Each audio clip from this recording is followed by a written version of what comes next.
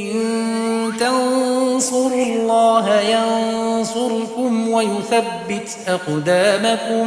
Bismillahirrahmanirrahim. Assalamualaikum warahmatullahi wabarakatuh.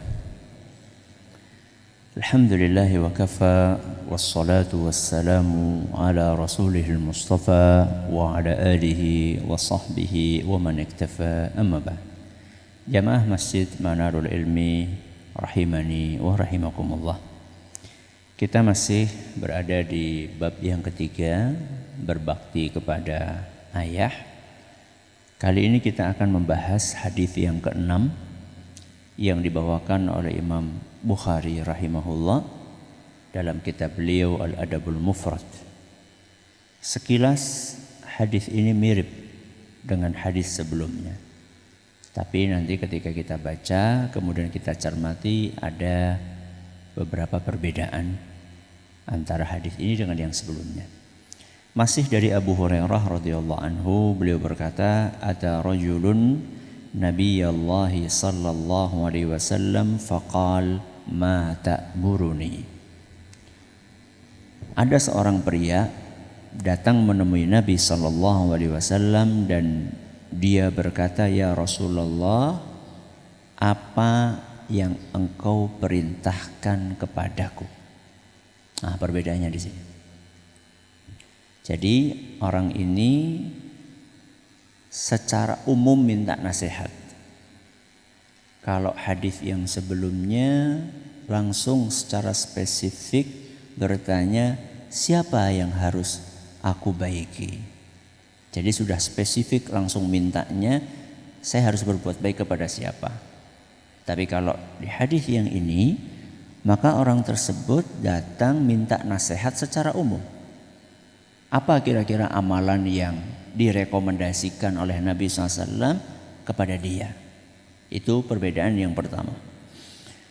Jawabannya mirip, ya. Qala birra ummak thumma ada faqala birra ummak thumma ada faqala birra ummak thumma ada rabi'ata faqala birra ummak. Ternyata nasihat Nabi SAW kepada pemuda itu adalah berbaktilah kepada ibumu.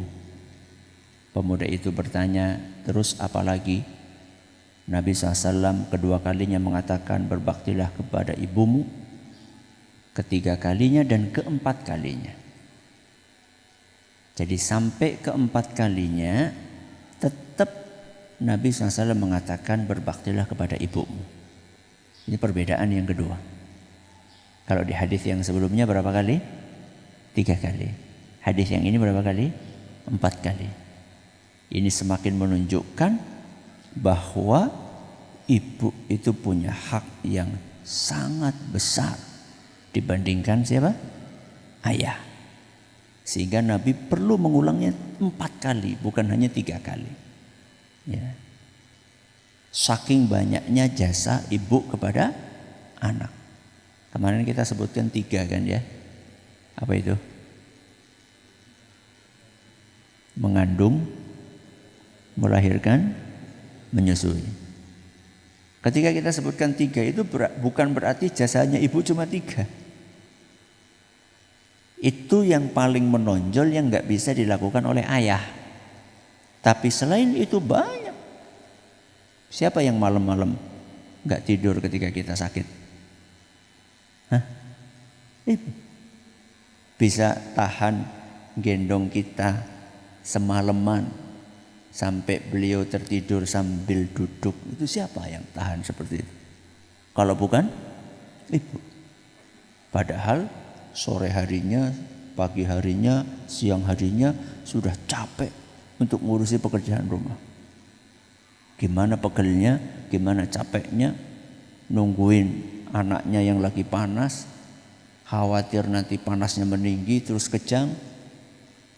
Jadi ketika Nabi SAW menyebutkan 4 kali, itu menunjukkan bahwa jasa ibu itu enggak terbatas hanya 3 saja.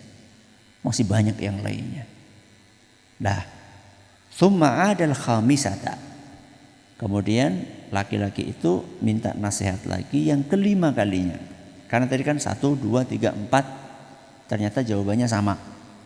Kelimanya ketika pemuda itu masih tetap minta nasihat kepada Nabi SAW.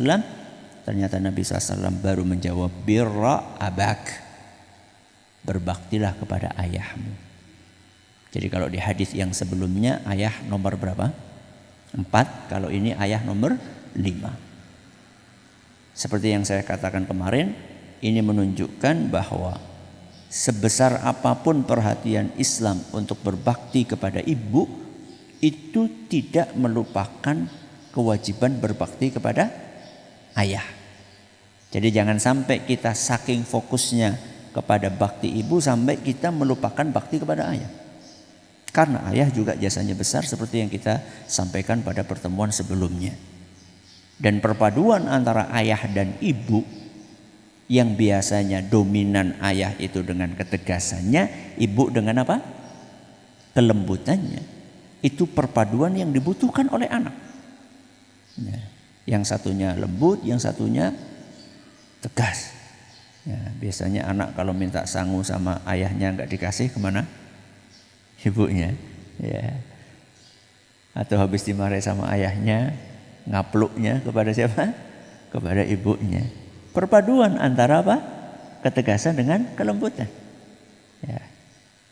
Maka diperlukan dua hal itu, dan dua-duanya sama-sama berjasa.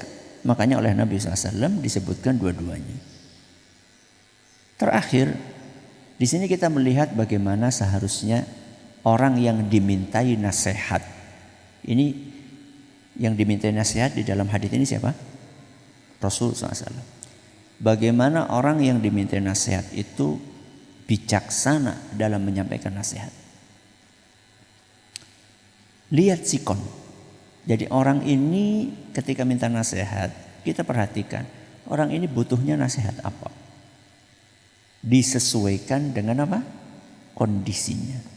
Nah, Nabi SAW barangkali melihat bahwa orang ini belum maksimal dalam berbakti kepada orang tua. Maka itulah nasihat yang dipilih. Ya. Mungkin di kesempatan yang lain ketika ada orang datang minta kepada Nabi SAW, ya Rasulullah ausini, wahai Nabi nasihati aku, jawabannya bisa berbeda. La taghdab. Apa la taghdab? Jangan marah. Berarti ketika orang yang datang itu berbeda, ini si A, besoknya siapa? Si B, besoknya si C. Semuanya minta nasihat, tapi jawaban Nabi bisa beda-beda. Itu menunjukkan kebijaksanaan beliau. Mana yang beliau lihat orang ini butuhnya apa, itulah yang ditonjolkan oleh Nabi SAW. Kita pun juga seharusnya demikian. Ketika ada orang datang minta nasihat kepada kita, kemudian kita lihat, kalau dia secara umum minta nasihat, kita lihat kira-kira anak ini butuh apa. Kalau dia malas belajar, berarti nasihatnya apa? Belajar. Kalau dia kurang berbakti kepada orang tuanya, berarti baktilah kepada orang tuamu. Kalau misalnya dia apalah kekurangannya, itu yang kita sasar, nasihat yang kita sampaikan kepada dia. Mudah-mudahan bermanfaat. Wallahu taala a'lamu bissawab. Subhanakallahumma bihamdika asyhadu an la ilaha illa anta astaghfiruka wa atubu ilaik. Assalamualaikum warahmatullahi wabarakatuh.